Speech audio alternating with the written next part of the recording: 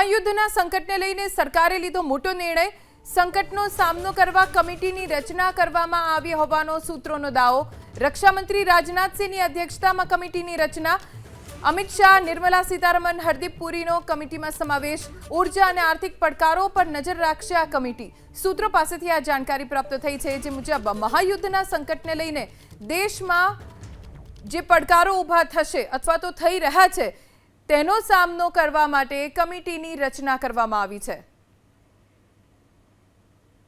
તો આ કમિટીમાં કોનો સમાવેશ કરવામાં આવ્યો છે અને આ કમિટીની રચના કેમ કરવામાં આવી છે તેના કારણો ઉપર નજર કરીશું.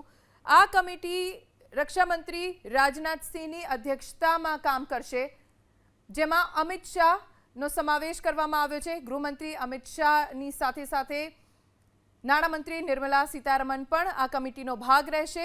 મહાયુદ્ધના સંકટની સામે ટીમ મોદી તૈયાર છે, જે આ કમિટી છે, જેમાં પેટ્રોલિયમ મંત્રી હરદીપ પુરીનો પણ સમાવેશ કરવામાં આવ્યો છે. આ કમિટી ધ્યાન રાખશે દેશમાં યુદ્ધના કારણે ઊભા થતા પડકારો અને સંકટોનું.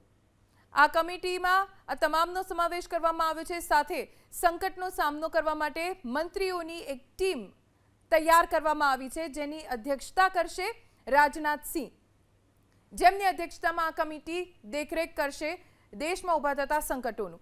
પેટ્રોલિયમ પેદાશ ઉપર મિશન મોડ પર કામ કરવામાં આવશે આ કમિટી થકી. કમિટી કેમ બનાવવામાં આવી છે તેના કારણોમાં એક કારણ એ પણ છે કે આ કમિટી ભારતમાં આર્થિક અસર ઉપર ધ્યાન રાખશે. યુદ્ધના કારણે કયું આર્થિક સંકટ દેશમાં ઊભું થઈ શકે છે તેના ઉપર કમિટી ધ્યાન રાખશે. સુરક્ષાને લઈને થતી અસર ઉપર પણ આ કમિટી થકી નજર રાખવામાં આવશે અને આ કમિટી આગળ રિપોર્ટ સુપરત કરશે.